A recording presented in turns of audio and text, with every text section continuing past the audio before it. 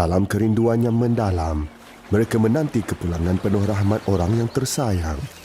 Di tiup bayu laut, harapan memperkasa kayuhan dan kesabaran mengemudi perjalanan. Berpurnama mereka menanggung rindu, mengenangkan kesayangan yang menyambut seruan haji di Tanah Suci.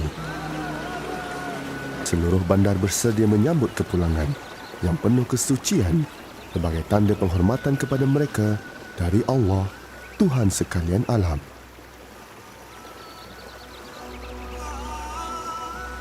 Lihatlah anak-anak ini mencari manisan untuk jiwa mereka. Air dari Telaga Agung. Menurut kata orang-orang tua, air ini adalah makanan yang terbaik, penyembuh penyakit dan merupakan sebuah warisan keajaiban dari sejarah yang berkurun lamanya. Apakah kisah sebenar di sebalik air Zam-Zam? Satu keajaiban ilahi?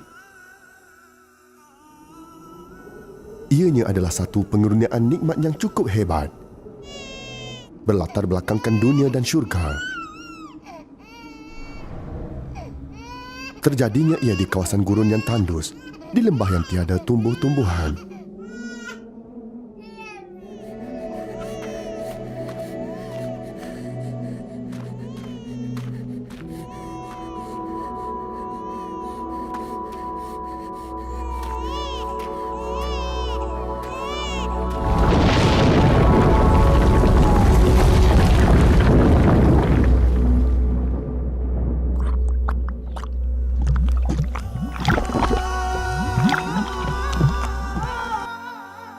Di sinilah Siti Hajar menggunakan tangan untuk mengepung, menahan air yang mengalir. Rahmatlah ke atas ibu yang bersedih itu.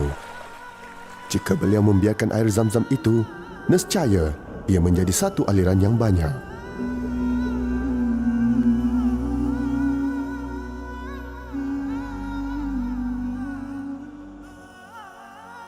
Jibril mengais tanah, lalu keluarlah air dari telaga itu. Air terulung, tiada yang setanding dengannya. Keajaiban ini akan kekal selamanya, menghidupkan semula tradisi lama dengan air yang sebegitu suci. Meminumnya adalah satu ibadah, dan meminumnya adalah penyembuh kepada badan dari penyakit dan penawar kepada jiwa. Ianya satu rahmat dari Allah, Tuhan yang Maha Penyayang. Rasulullah SAW juga memberkatinya melalui sentuhan mulut baginda dan penyucian hati baginda dengan menggunakannya. Ianya adalah satu anugerah kepada golongan yang beriman. Ianya tidak akan pernah kurang, apatah lagi kekeringan. Lapar? Minumlah air ini. Orang yang sering meminumnya tidak akan terseksa dari kelaparan maupun dahaga. Oh Zam-Zam, telaga yang menakjubkan.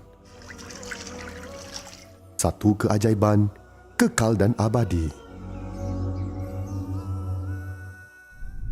Hanya jarak sejauh 21 meter yang memisahkan Kaabah dari Telaga Zam-Zam. Mulut telaga terletak di bawah kawasan Mataf, telari dengan Hajaratul Aswad. Ia mempunyai dua mata air. Punca air suci itu keluar, satu dari arah Kaabah dan satu lagi dari Gunung Abu Kubais dan Bukit Safa. Telaga yang mengagumkan ini sentiasa bersih. Tiada lumut, tiada serangga, tiada kulat dan tiada bahan pencemar air yang lain. Dengan izin Allah, air segar Zam-Zam terus mengalir keluar. Sebanyak 11 liter sesaat pada kadar minimum dan 18.5 liter sesaat pada kadar maksimum. Apa yang menakjubkan adalah telaga prolifik ini mempunyai kedalaman hanya 31 meter di bawah diameter Kaabah.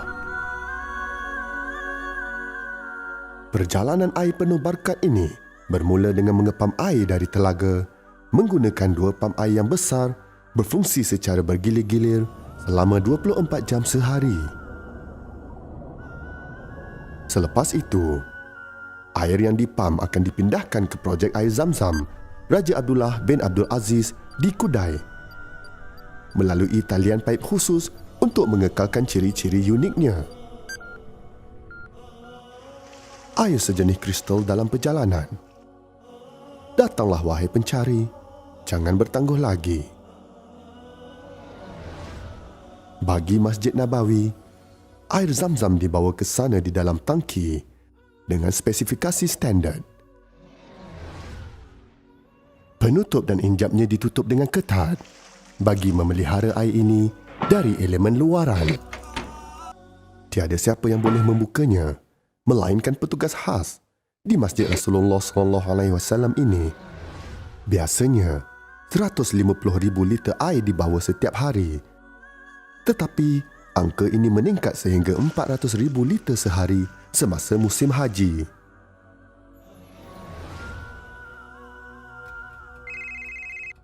Proses mengeluarkan dan mengepam air serta mengawal talian paip dan tangki menerusi teknologi fiber optik semuanya dilakukan menggunakan sistem SCADA yang berteknologi tinggi.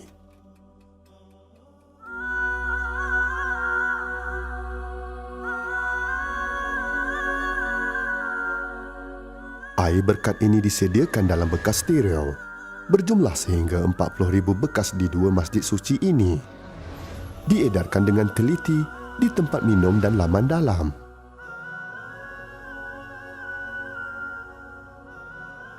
Bekas disediakan di banyak tempat pengisian di dalam Masjidil Haram dan Masjid Nabawi.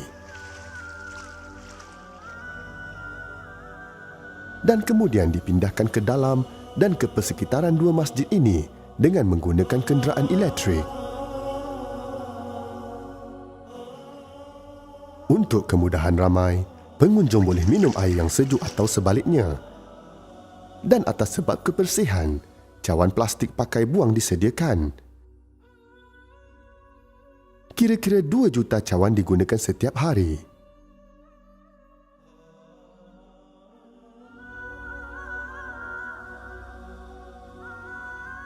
Cawan pakai buang yang mesra alam ini bertujuan untuk melindungi kesihatan pengunjung dan jemaah haji.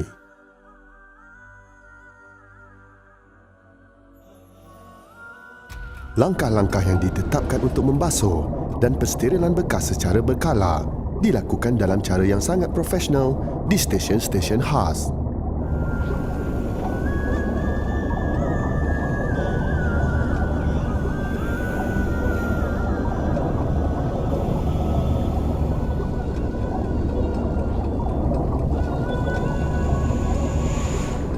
Pancuran air minum dibahagikan di dalam dan di sekitar piazza dan tingkat Masjidil Haram di Mekah dan Masjid Nabawi di Madinah.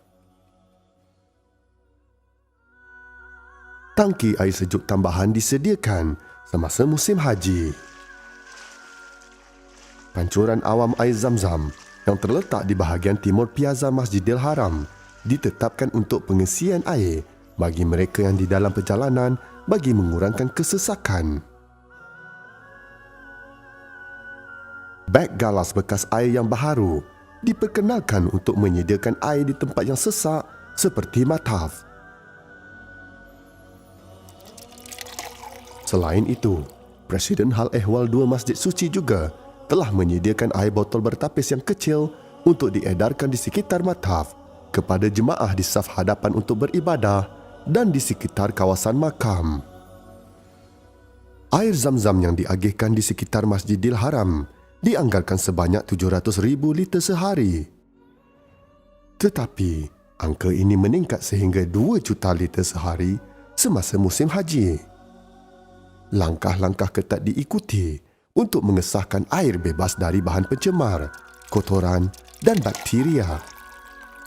Sampel rawa air diambil daripada bekas, pancuran air dan tangki pada setiap masa untuk diuji di makmal khas. Setiap hari, sehingga 100 sampel diambil untuk diuji. Satu perjalanan yang menakjubkan.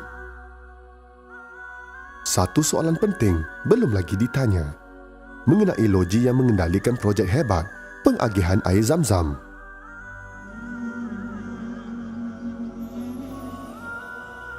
Tahun 1431 Hijrah bersamaan tahun 2010 telah menyaksikan pembangunan mengagumkan dan satu kejayaan besar dalam projek air Zam-Zam, iaitu perasmian loji air Zam-Zam Raja Abdullah bin Abdul Aziz di Kudai, Mekah.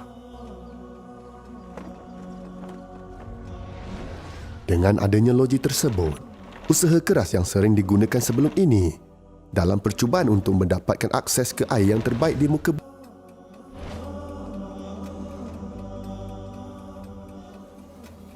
untuk memudahkan akses ke air Zam-Zam, penapisan, pembotolan dan pengedaran diautomatikkan. Pembaca khutbah telah tersedia untuk membaca risit dan mengagihkan botol air secara automatik.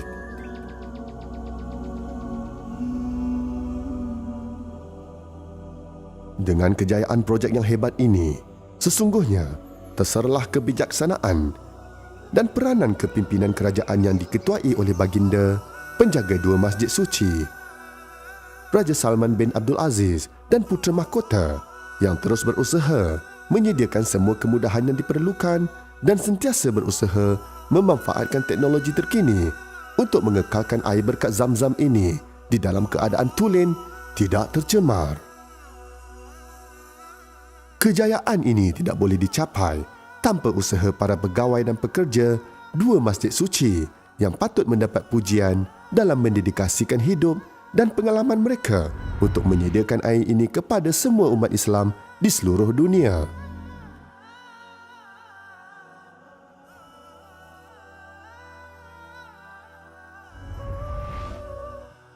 Ini adalah pilihan para pegawai, pekerja, penyelia dan kerani yang telah menunjukkan contoh ketekunan dan keikhlasan yang terbaik kepada semua yang akan mengambil bahagian dalam tanggungjawab besar ini. Akhir sekali, ucapan terima kasih kepada Presiden Besar Hal Ehwal Masjidil Haram dan Masjid Nabawi, Syekh Abdul Rahman Ibni Abdul Aziz As-Sudais.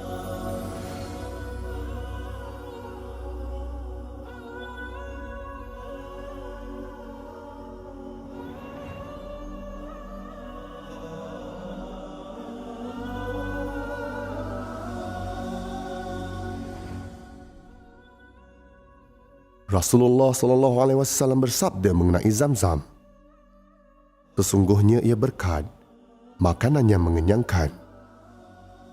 Diriwayatkan oleh Imam Muslim. Allah